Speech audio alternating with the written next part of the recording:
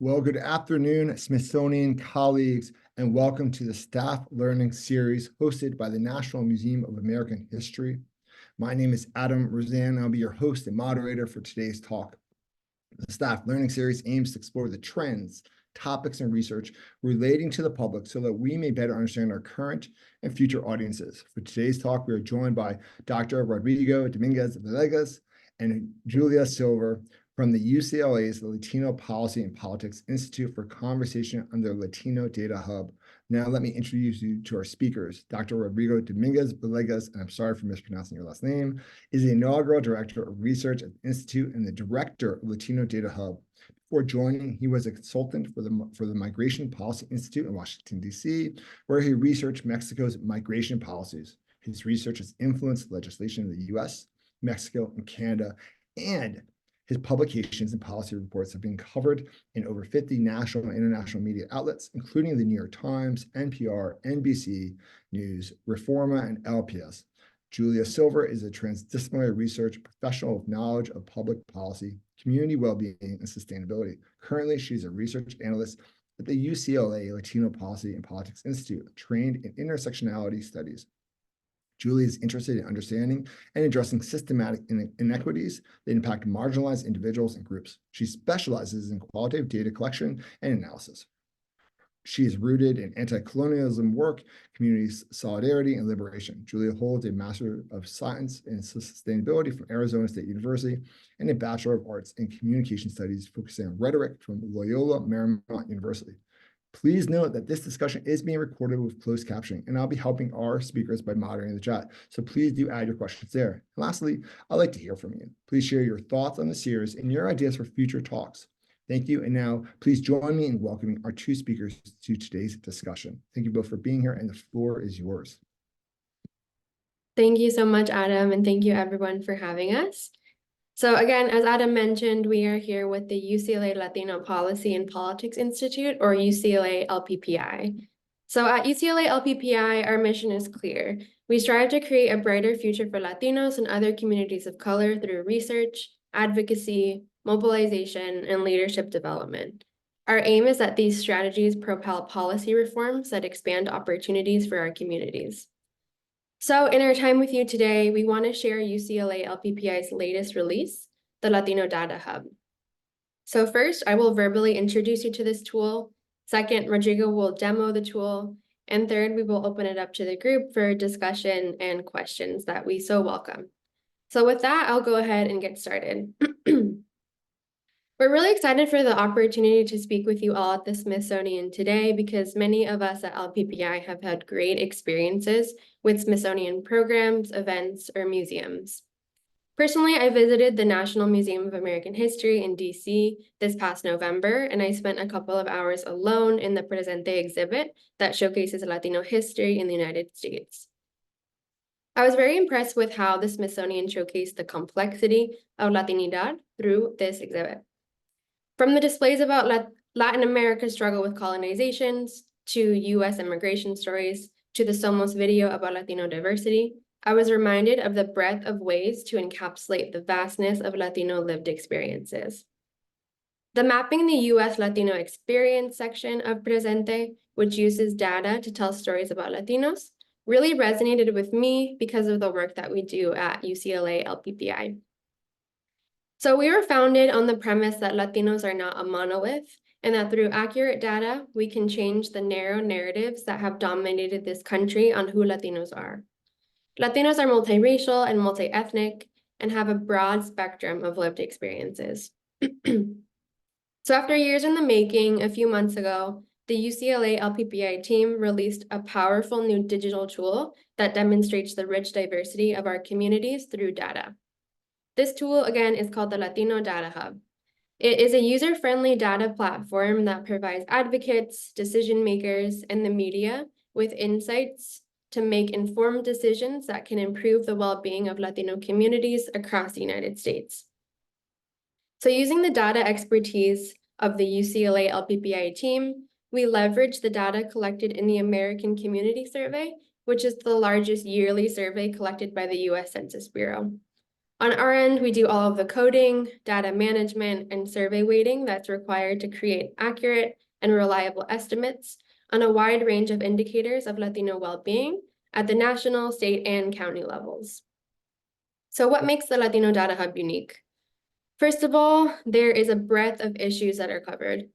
We provide data points on over 130 indicators of well-being across 10 different issue areas, ranging from access to transportation, to child well-being, to income. And again, Rodrigo will show us more of this in his demo in a few minutes. Second, we provide a depth of information through data disaggregation. So data disaggregation allows our users to break down information into smaller subpopulation, such as by race, sex, national origin, nativity, and other key variables that have been systemically used for oppression and exclusion of certain groups. Because the Latinos are so diverse, many of us have very vastly different lived experiences based on certain parts of our identities, and data disaggregation illuminates those differences. Third, our interface is extremely user-friendly and does not require our users to do any data coding or have any data experience. You will be able to get the data points that you need by just pointing and clicking through our menus. Fourth, the data queries and data visualizations are incredibly customizable, so you can create impactful and beautiful data visualizations easily. And last, the hub is available in both English and Spanish. So with all that being said, we're really excited to be here with you and share this first of its kind platform and all of the potential that it holds. So from here, I'll pass the floor to Rodrigo, who will walk you through the platform as he screen shares. Rodrigo? Thank you so much, Julia, and thank you so much, Adam, and everybody, Adam, for the invitation, everybody for being here. We're really excited to show you, you're one of the first people to see the Latino Data Hub. We released it in October, and we couldn't be more excited to show it to an audience like yours. As Julia said, the Smithsonian has really been a leader in this country into showing what the fabric of the country is, and it's taking a lead in showing the diversity of Latino communities and Latinos in the US. And the Data Hub is a tool that enhances that, and that kind of like allows a wide set of users and of stakeholders to, through data, showcase the diversity of Latino communities, but also the diversity of experiences and outcomes of well-being across different groups. So let me give you a little taste of the tool itself. So, and I will encourage you all to follow along with me if you have your browser open, but I'm sharing my screen. So first, if you go to latinodataHub.org, you'll land in this home screen. The home screen offers in the top right, the top level links, as a usual website would do, of the important things about the website. And as Julia said, the first way to explore our data tool is through our issue areas. So we provide 130 different indicators of Latino well-being that we split into 10 different issue areas. And they are here right front and center. So for instance, if I click on health insurance, it will open up a data tool that is only with indicators on health insurance.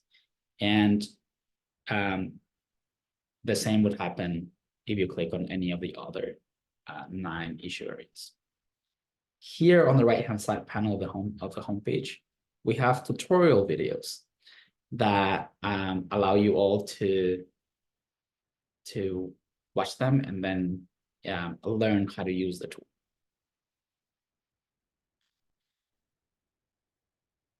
So during our demo, well, we created the 10 different issue areas to make the tool the least overwhelming possible to anybody. However, as Julia mentioned, one of the key features of the Latino Data Hub is that we offer data on 130 different indicators.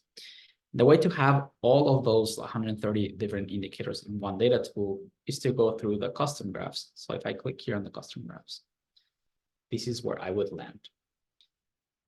actually, you might see something slightly different because this is what you would see. When you click on custom graphs, we really encourage people to create a profile on the site. Creating a profile on the site allows you to save your work. It also allows you to have the full functionality of everything that the tool offers. It is free. And more importantly, it allows you to save a bunch of different visualizations and be able to share them with other people through a direct link that is created. So I've created a profile. I log in. And this is how you would attack the tool. So I am logged in into my account. And first I would choose the type of visualization, and I'll start with a map. The second thing to do is to pick an indicator out of the menu of indicators. So this drop-down menu over here that I'm clicking has the whole list of 130 plus indicators, right? To know the full list of indicators, in our About section, our data page, there is a glossary, and then you can look through all the indicators. But for time's sake, let's imagine that you're interested in understanding the number of uninsured Latinos. So I go and I look through my list of indicators, and I see that there's an indicator called uninsured under the health insurance issue area. And so I will click on it. Now, when I select the uninsured indicator, the title already indicates that, you know, what you're seeing in the map. So these are uninsured Latinos in 2021. And you can see now a heat map of uninsured rates for Latinos by state with a legend, right? So the states that have the lowest percentage of uninsured Latinos, Northeast and California, have around 5%, the highest are 32%. We also provide a state rank that is by default ranked in order of the highest levels to the lowest, but you could change that order here if you want to see first the states that have the lowest rates of uninsurance. You can rearrange that order, or if you want to see the states in alphabetical order, you can do that too. So, a few things. If you're unclear about what the indicator is showing, we've added a lot of guiding features to the users. So if you click on this I button here, it'll give you a precise definition that this indicator called uninsured is telling you the number and percentage of individuals who are not covered by any type of health insurance. The universe for this indicator is all people. So the I button is something that we incorporated very intentionally there. Now,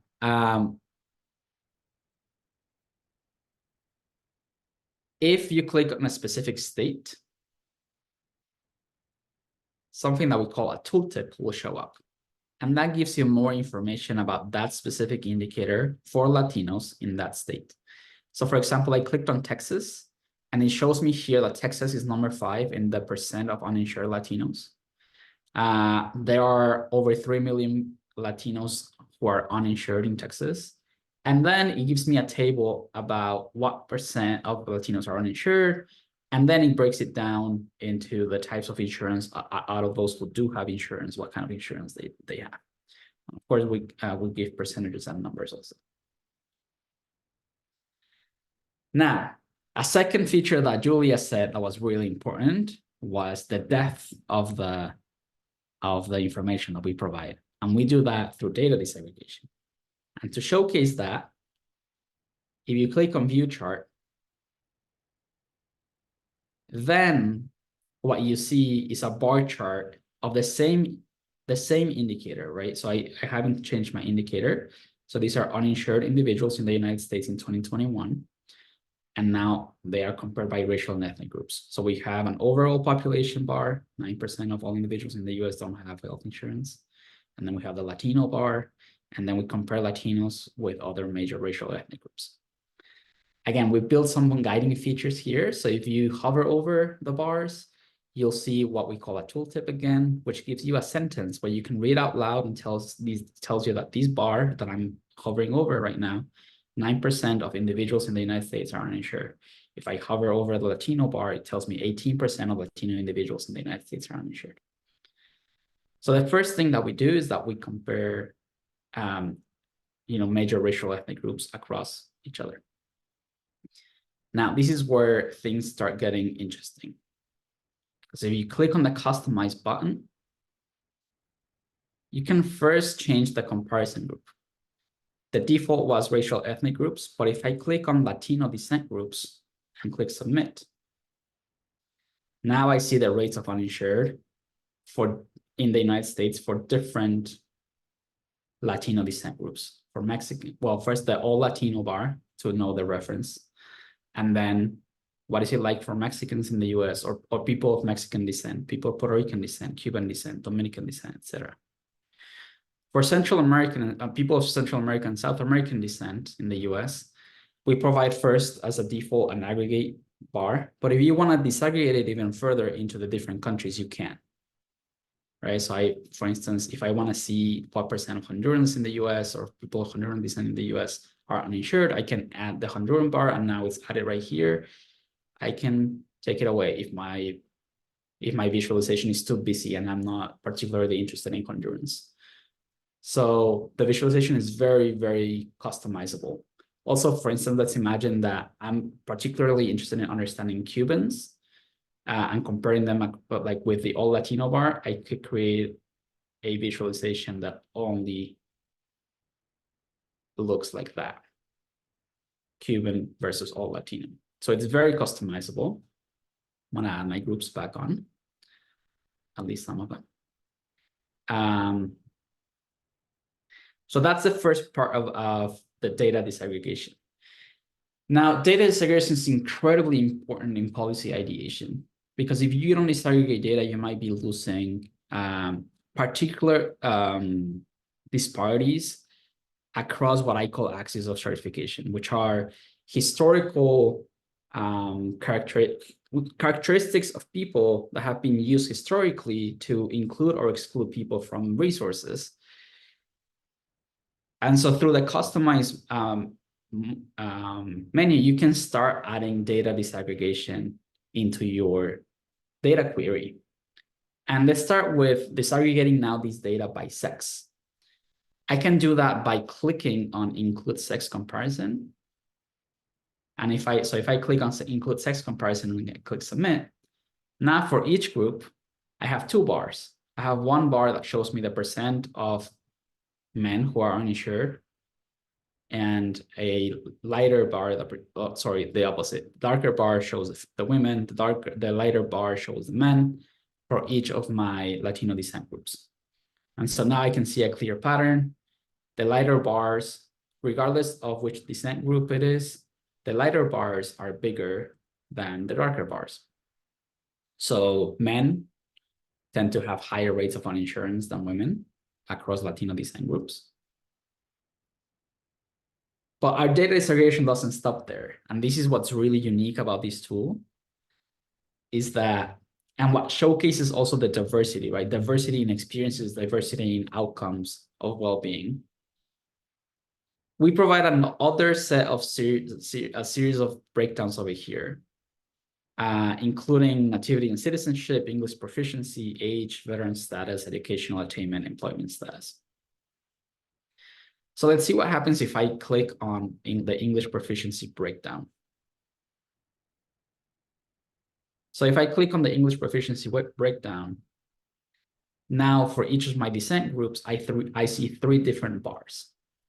The blue bar is for those who speak English only at home. The red or pink, depending on your screen, you'll see red or pink, shows me people who are proficient in English and also speak another language. And the green bar are people who are limited English proficiency. And again, visually here, I can see that being limited English proficient people who are limited English proficient have much higher rates of being uninsured than people who speak English only at home. So I can already tell that language is an access stratification in the United States. If you speak English really well, you have more access to health insurance. If you don't speak English really well, and this happens all across Latino descent groups.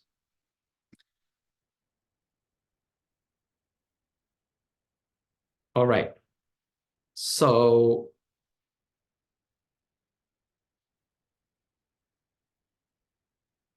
the other thing that you can customize is your geography. So the default is having the United States as a whole, national level statistics, but you can click a state. Let's choose, for instance, Arizona. And now your title will always be adjusting based on your selection to guide you through what you selected. So now the title tells you that these are uninsured individuals for Latinos in Arizona, sorry. And this is compared by Latino descent groups. And here, because I chose Arizona, you might be showing, you might see in your visualizations that there's some NAs. NAs show up when the data source, which is the American Community Survey, didn't have a sample size of 100 people at least that would allow us to then create a reliable estimate for that specific group, for that specific geography. And so the Latino population in Arizona is really Mexican for historical reasons. Yeah, Arizona being historically Mexico at some point. And so we don't have kind of like enough Dominicans, Cubans, etc., to be able to get these data points. But you do see the breakdowns for the groups that have enough sample size for that. You can also pick a county. So we provide data at the national level, state level, and the county level. So I'm going to get back into the national level because I want to show you one last feature. Oh, there's a few things that I've been forgetting to showcase. Julia said, there's 5 key features that make these unique, right? I've showed you the breadth, so the amount of indicators that we provide, over 130, the depth. So we do data disaggregation in a lot of different ways, right? Descent groups and then other types of disaggregation. The customization of your visualizations, so you can add or delete any group that you don't want in there to make your visualization really simple, straightforward, direct to the point to whatever you want to showcase in any presentation that you're doing about Latinos, etc. You can also see the data as a table, and you can download this data as either a CSV file that will be saved in your computer, or you can copy it to the clipboard and copy it into your favorite statistic or data visualization software, right? So we provide you with really beautiful, clean, straightforward data visualizations that you can download as an image here, and you can quickly copy and paste it into a presentation. But if for some reason the Smithsonian your institution or a newspaper, etc., has very different formatting guidelines for colors, etc., for visualizations, we provide very easy access to that data for people to download it as a CSV file and then import it into something else and create their own graphics with that color and that branding. The only thing we do ask is people to cite these data as coming from the Latino Data Hub. All right, one last thing that is an advanced feature that we hit over here because it's a little bit more difficult to use and that we always want people to use it with caution is what we call the filters. So we're about to enter election season. Let's imagine that I want to know the percent of Latinos by all these different descent groups that are uninsured, but only, maybe I'm a campaign strategist. I want to know, okay, what percent of eligible voters, only those who are eligible to vote, are uninsured? that means I want to limit the population, right? I don't want to look at everybody. Instead, I want to focus on one specific sliver of the populations. So eligible voters. Who are eligible to vote? People who are eligible to vote need to meet two characteristics in the US. They need to be 18 years of age or older, and they need to be citizens. So to limit my population to those two characteristics, I will go to customize filters. And we provide a whole set of filters. And we filter out people that we don't want to include in our statistics by unselecting them, right? And so if I want to only focus on those who are eligible to vote, I would unselect people who are kids, so age 0 to 17, and I would unselect people who are non-citizens. If I submit those filters, my subtitle adjusts and tells me, hey, be careful because this data now only includes people who are these ages 18 to 64 and 65 plus. And it only includes people who are in the nativity citizenship field. They are US born or they are naturalized citizens. And so now this data is only reflective of people who are eligible to vote. So the filters feature is really cool, but it also changes the universe of your population. So it's important to use it with caution. Well, and we have videos on the homepage. Last but not least, everything's in English and Spanish, as Julia said. So if you click over here on the top right, Español, it immediately changes to Spanish. We took forever to add all the different guiding features, including the sentences that appear when you hover over each of the bars, to make sure that the grammatic structure, everything was very clear in Spanish. So both our English and Spanish users can use this really well. All right, so I'm gonna stop it right now. This is just a preview of all the different things that the Data Hub can do.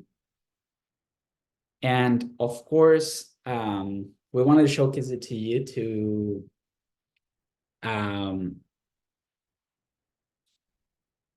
to see something that I'm very curious about that I will open up. I would like to start the Q&A is asking the audience, all of you, how do you think you would use a tool like this in your work at the Smithsonian?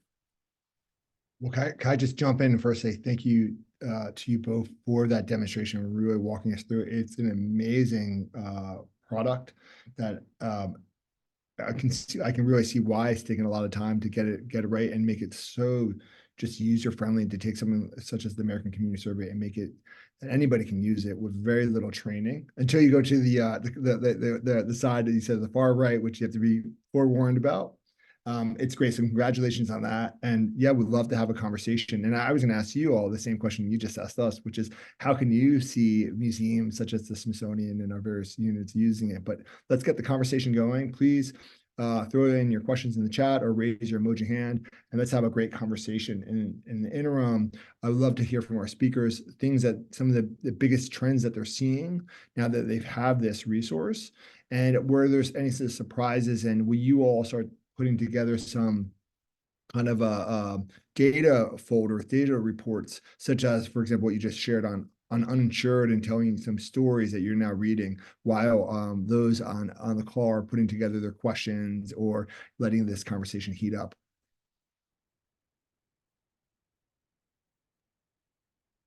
That sounds good. So thanks, and those are a lot of questions. I'm trying to break them Well, up. how about this?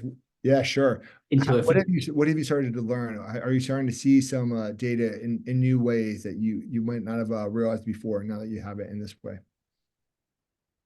Yeah, so I can start, but love to also hear Julia. We also have our colleague Mariah Bonilla, who's our community manager, here in the call. But as I share what I like, some of the things that I've seen, I think that something that has been striking to me is that regardless of which indicator of well-being we pick, when you do the breakdown by citizenship and nativity, not being a US citizen is really, really an impediment for accessing a lot of resources, and it's just so stark. And it really does not matter what indicator it is. Always the non-citizens do worse off than the citizens. And we all knew that, right? But seeing it so clearly visually, yeah, it's always very striking. I think, I wanted to showcase also something is that we are creating fact sheets for our users also to start seeing what you can do with the Data Hub. And so the first one that we released was one about Latino veterans in the US. And I'm going to put it in the chat, the link to it. Well, that would be great. And so Veterans Day, you know, happened in last November. And so we created a fact sheet about Latino veterans in the US. There's a breakdown by veteran status. And, you know, I used to be a researcher of the US military as a welfare state. And surprisingly, the US military is still one of the few places in the US that provides a full set of resources. Well, you know, Europeans will call a welfare state, including housing, etc. And so it's interesting that Latino veterans kind of like outpace their non-veteran counterparts in a series of indicators of well-being, including, you know, being a homeowner, education, income, other kinds of things. We have a hand raised. Mirma, please, what is your question for our guests? It's me, Adam. Hi, Magdalena. Yeah, I don't know the spelling of my name. Gracias, Rodrigo, Julia. Thank you so much. My name is Magdalena Mieri. I work with Adam at the American History Museum, and this is just fascinating. I can think of many ways of using this data. But my question is, can you please repeat where is the data coming from that fits the feature, and how often is it updated, please? Thank you. Yes, it comes from the American Community Survey. It is the largest survey that the U.S. Census Bureau collects, and it's collected yearly. So we update it yearly, but we do have a 2-year lag because, for instance, today we're showing 2021 data because in 2021, the U.S. Census staff went out to the US to interview people, and then they get back to their, you know, base camps and enter the data, and then it takes a while to process through that data, etc., for the Census Bureau to make it available. So, answering your second question, we update it every year. We are right now in the process of putting 2022 data up. Thank you. And to answer your question, one way, of course, I need to spend time now exploring it and looking. I'm particularly interested in the indicators of education, social income, social economic income, literacy, and English language proficiency. So those I would be exploring, particularly for the Washington, D.C. metropolitan area, as we try to increase our Latino the visitation to the museum. I will be exploring those numbers. So that is one way that I can see using it right away. Thank you so much, Magdalena. It's absolutely fantastic to have you join us, and thank you for sharing how you're going to use it, which I know everybody always wants to know that. And we just put in the link to the American Community Survey, and actually we're working on a potential talk with them, so stay tuned for that, colleague. Let's see, we have some more chats here. Missed some stuff. Oh, thank you, Julia, for sharing that. Great. And they've offered their things. Other colleagues have comments, questions. Julia, we'd love to hear from you. What was most surprising from you that you've learned from this? Yeah, definitely. I think just to echo what I placed in the chat is it's been very interesting as a team member at UCLA LPPI to see how frequently useful the tool is for our own research. And so in this space, in the Latino studies space, there's something called Latina Equal Pay Day, which essentially highlights how many days in the year Latinas need to work more in order to make an equivalent wage in relation to other ethnic or racial groups by gender. And so I'll just share my screen really briefly, but Please. we did a quick study at UCLA LPPI that looks at the disparities that exist when looking at race and gender in California. Again, this uses all Latino Data Hub information, and we can see some major disparities here amongst those sex and race and ethnicity lines, seeing that Latina women here made the lowest wages, especially in comparison to white men. And so this is something that really was so useful in the day-to-day work that UCLA LPPI does, as well as how relevant this work can be in advocating for change making and policy making for the United States for the betterment of the well-being of Latinos, in this case, Latino women, to hopefully highlight these disparities and get to a place that we can advocate for more fair wages for these folks here in comparison to those over here. Well, that's pretty eye-opening. Thank you for sharing that. One of the things that I wonder if you can share, since you are at UCLA and you do work with a lot of scholars in the academic community, also students, what are some of the different ways that you've seen? I know it's early, but what are some of the different ways that you're seeing both students, maybe faculty, use this that they might not have done so prior to the Data Hub going live?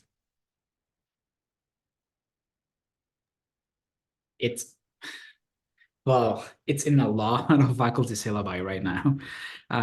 It's been kind of like, yeah, overwhelming, the positive response, precisely because it's so, I mean, it is much more accessible and less overwhelming and it has like an easy entryway for doing data exploration in a way that doesn't require learning how to code or learning a lot of like mathematics behind things.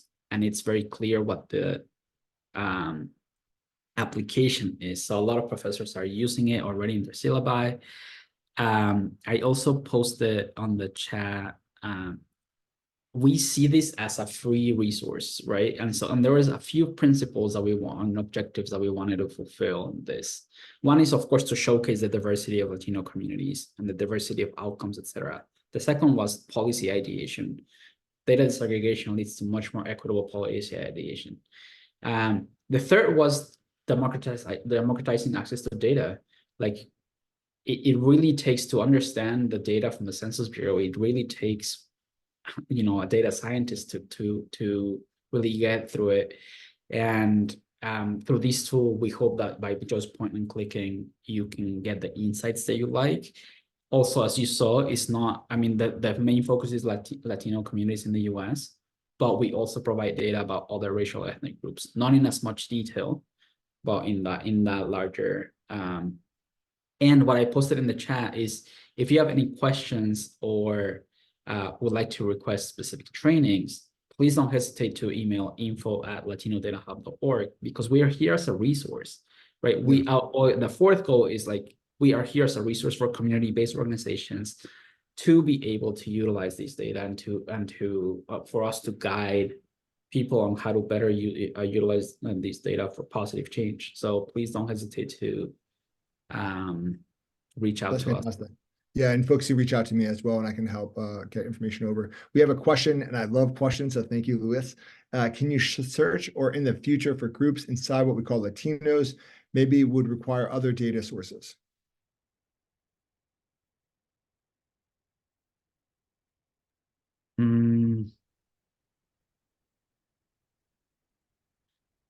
All right, so Luis, can you elaborate a little bit more? I'm having difficulty. Luis, are you here? We'd love to hear you. Yeah, a little additional help here would be great. And while you're tuning in, we also have a question for Ariana. How does the census ever-changing classification of Latino, including the proposed upcoming changes to the next census, complicate data collection and interpretation and the ability to create longitudinal data for this multiracial group? Thank you for this question. A lot of thumbs up already on this one.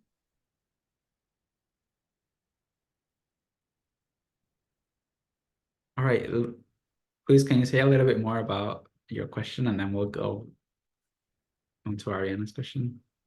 Yeah, it's just wondering, I don't know if that information exists somewhere on groups, well, Puerto Rican, Mexicans, South Americans, first generation, descendant, that type of distinction inside the groups. Yeah, so we do that. Yeah, so we provide, you're able to, in the customize button, you're able to choose, let me showcase it right here. Let me share my screen really quick. And so if I'm in the bar chart view, let me, so you go to customize and you can click Latino, the comparison group to be Latino descent groups. And if you do that, then you'll see your specific indicator broken down by all the different Latino descent groups. If you want to break down Central Americans and South Americans into more detailed, they have a drop-down menu here that says Central American, and you can select or unselect any Central American country, and same for South Americans. So let's say I want to understand like the rate of insurance for Argentinians. I'm going to do that throughout the whole, all the different indicators. So if I wanted to see the same thing, but, you know, people who don't have access to a vehicle, for instance. Again, this is a percentage who don't have access to a vehicle. I can see that 7% in the US, people in the US don't have access to a vehicle. I mean, of all Latinos in the US, out of, you know, for Mexicans, it's only 4% of people of Mexican descent in the US don't have access to a vehicle, and so on. For generations, we don't have the generations because the American Community Survey does not ask the parental information, but we do have people, whether people are US citizens, whether they're born abroad or in the US, and if they're born abroad, whether they're naturalized or not.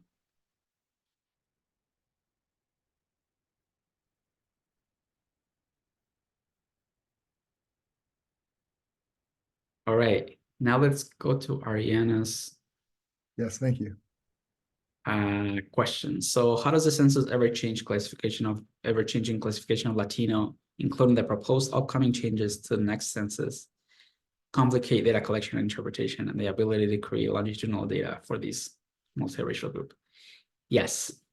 So race and ethnicity are both socially constructed categories, and the U.S. Census Bureau has adjusted the way in which that category, you know, who is in and out of that category across time. Some of the changes, I mean, already in 2020, there was a change in how questions about race and ethnicity were asked, in that people were now able to choose, you know, multiple races and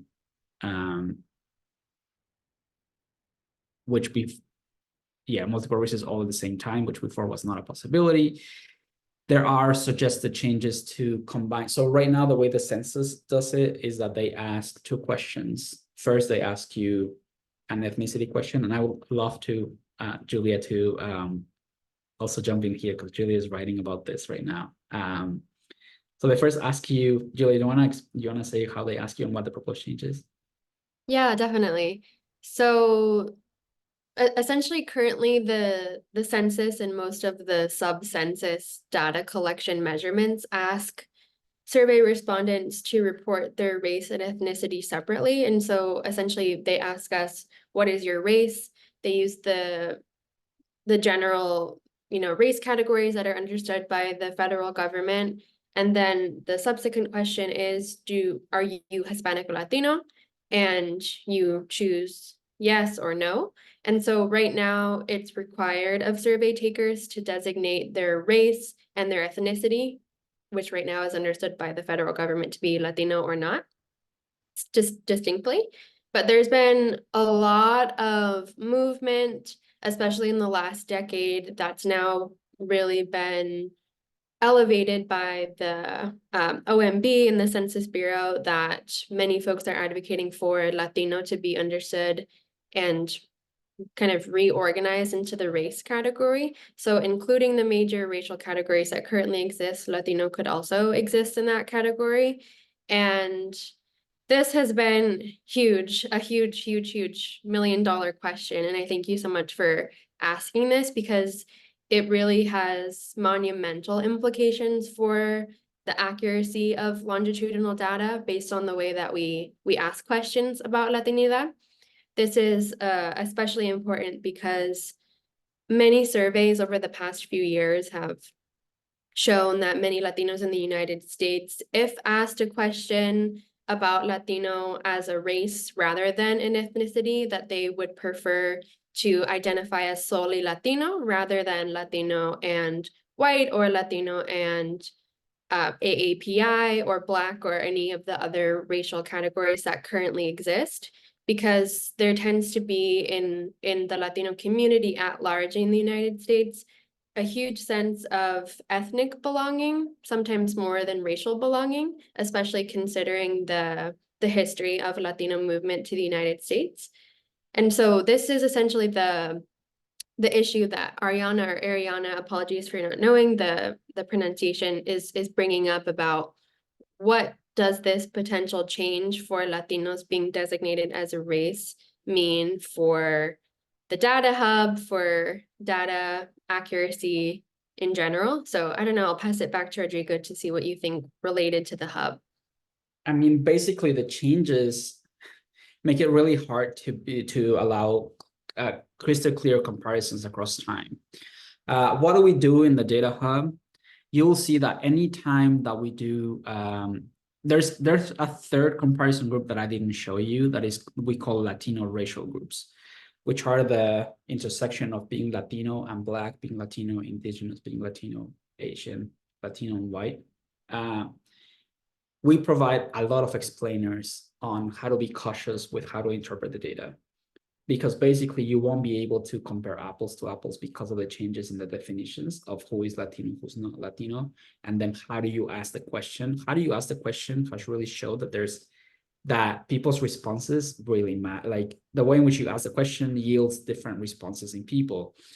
Now, something that Julia and Dr. Nancy Lopez at the University of New Mexico and Misael Galamis in our team and other team members have been showcasing, for instance, would be the impact that the proposed changes in collapsing Latino as one of the racial categories, putting it as one of the racial categories, would have or would imply for groups that are particularly are experiencing the intersection of two different kind of like axes of exclusion. So being Latino and Black, there's anti-Blackness and Latino forces that are happening at the same time. And what would the change in the question mean in terms of erasing the data we currently have that allows us to even imperfectly understand how anti-Blackness operates on Afro-Latinos in the US. So that could change quite a bit with the change in the question. Thank you both for that. Kind of tangentially related, I wonder if you could talk a little bit about the FAQ section, which you didn't demo, but I found it really interesting. One of it just is that it's a resource and there's definitions. And I always find that creating definitions is both the most helpful thing, but also at the same time takes a lot of work and a lot of challenges. So I wonder what were some of the reasons that you included some of the information that you included, and what were some of the things that maybe you didn't include? And then if there's time, I have a follow-up question here.